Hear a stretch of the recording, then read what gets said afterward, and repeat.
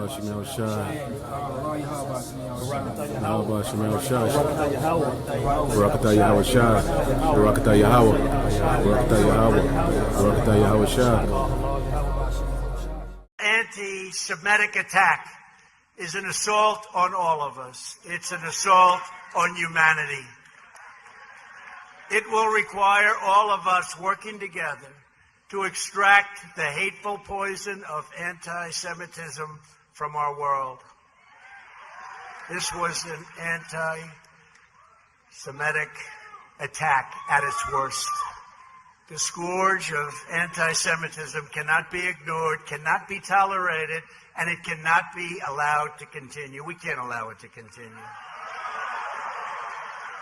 It must be confronted and condemned everywhere it rears its very ugly head. We must stand with our Jewish brothers and sisters to defeat anti-Semitism and vanquish the forces of hate. That's what it is. Through the centuries, the Jews have endured terrible persecution, and you know that. We've all read it, we've studied it. They've gone through a lot. And those seeking their destruction, we will seek their destruction.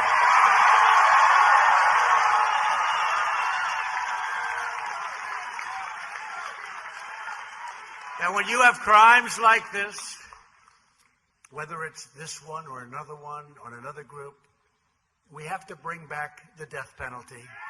They have to pay the ultimate price.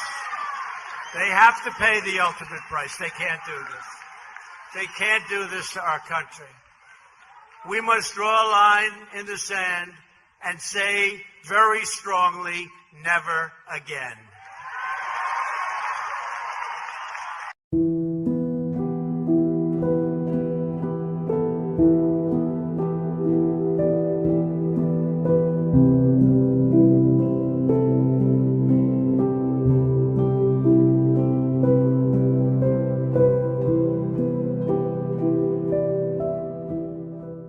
Elon Musk's startup Neuralink has faced a major setback after its first inhuman brain implant experienced a malfunction in the weeks following the procedure. Neuralink has built a brain-computer interface, or BCI, that could help patients with paralysis, enabling them to control external technologies using their thoughts alone. In January, Neuralink achieved a significant milestone by implanting its device, known as the Link, into a 29-year-old patient named Noland Arbo. This marked a pivotal step for the startup in testing the safety and efficacy of its technology. The Link comprises 1,024 electrodes spread across 64 ultra-thin threads, each finer than a human hair, allowing it to record neural signals directly from the brain. However, in a blog post on Wednesday, Neuralink revealed that several threads have retracted from Arbo's brain in the weeks following the implementation. This led to a reduction in the number of effective electrodes, impacting the system's speed and accuracy in recording neural signals. Following this, the startup has modified its recording algorithm, improved the user interface, and refined techniques for translating neural signals into precise cursor movements.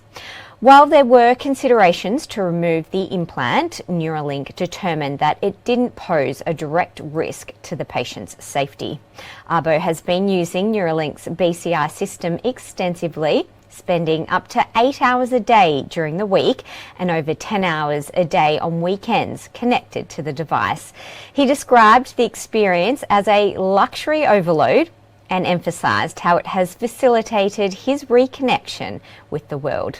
Neuralink still faces rigorous testing and regulatory approval from the US Food and Drug Administration before its technology can be commercialised.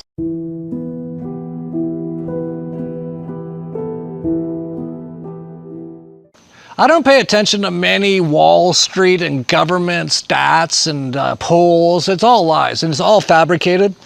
But I do pay attention to real street economic indicators, and they're all getting pretty crazy. Biggest indicator of US decline, you could buy 6 Big Macs with 1 hour of minimum wage in 1980. But today you can't even buy one, despite minimum wage more than doubling. That's inflation. Unpaid rent and low-income housing skyrocketed. Evictions may be next. And there's a few other street indicators, you could call them, that I pay attention to. One of them is the stripper index, which I think is a super good index, like a way of knowing if the economy is about to turn down massively. If you see the strippers make tons of money, that's like the boom time. That's the bubble. When that stops and the strippers aren't making any money at all, we're headed into like a massive, not just a recession, but depression. And it's already started with strippers. We are going into a huge recession. Here's how I know. We just got our 1099s back. So I'm going to show you what a bad year at the Mustang Ranch looks like. This is Dase. She's a sex worker working out in Nevada. She recently posted a video where she reported that her income dropped 64% this past year and makes the prediction that a huge recession is coming. You're probably asking yourself, why are we bringing this up on an investing channel? Well, it turns out sex workers might be surprisingly good at predicting market corrections. In 2022, Twitter user Botticelli Bimbo, yes, I just said that, correctly predicted the economic decline that we saw later that year. Economists have taken note of this phenomenon, and they've even dubbed this the stripper index. So while everyone's got like their Wall Street Journal and their economists from the Rothschilds, and they're getting all their fake government numbers, and like trying going, oh, I see inflation's down, the government's a consumer price index, which means nothing, it's all lies. I'm watching strippers, I'm watching Big Macs, and just people on like TikTok or X showing things they find, like this guy at a gas station. You want to know how you can tell everybody going through it right now? Look, $10. $10. What does this one say? $20.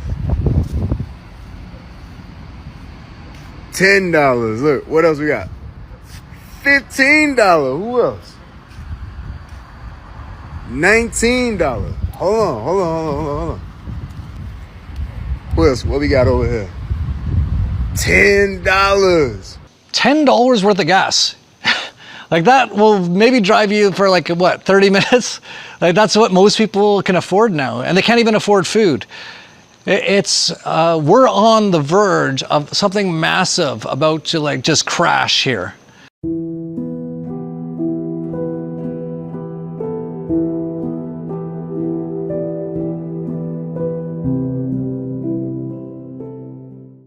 I know that the Met Gala is fun. I know that Kendrick versus Drake is really fun. But can we just take a minute right now and take a break from all of that and all go watch what's happening in Rafah? Please? Please. You guys need to know what's happening in Rafah. Look.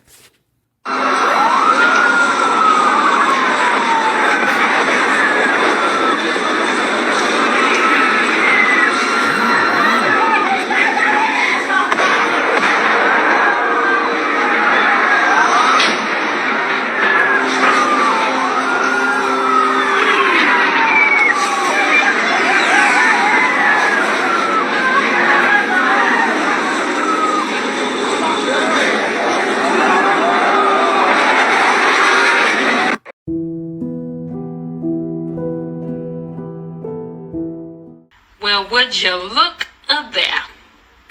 Would you look at that? The time is coming. The time is coming where you can no longer play the right defense or play that lukewarm role or be half in, half out, because you are going to be made to decide where you stand. Because as sure as I'm sitting here, they are pushing to make the Bible illegal by putting a label on it called anti-Semitism. It is now, or will be, if this bill is passed, considered illegal.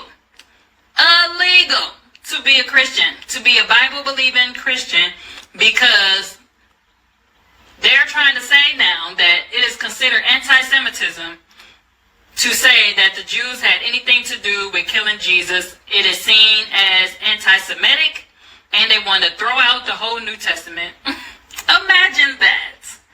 Imagine that. We better get ready, because persecution is the soup of the day.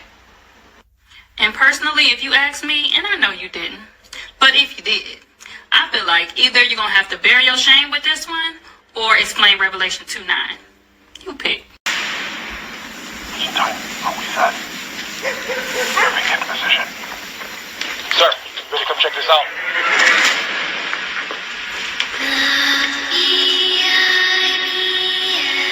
You have no idea what you're up against. I didn't do anything wrong. We have purified this country from the hateful words of the Holy Bible. I didn't think it was going to be like this. This feels really rushed, doesn't it? Are you with me on this?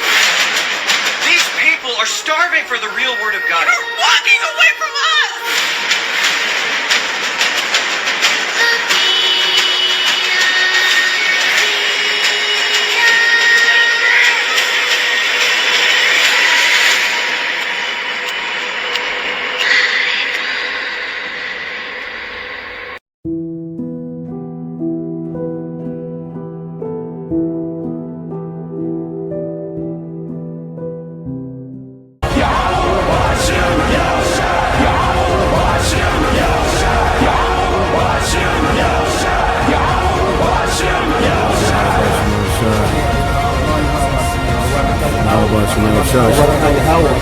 Barakatah YAHAWASHI, Barakatah YAHAWAH, Barakatah YAHAWAH, Barakatah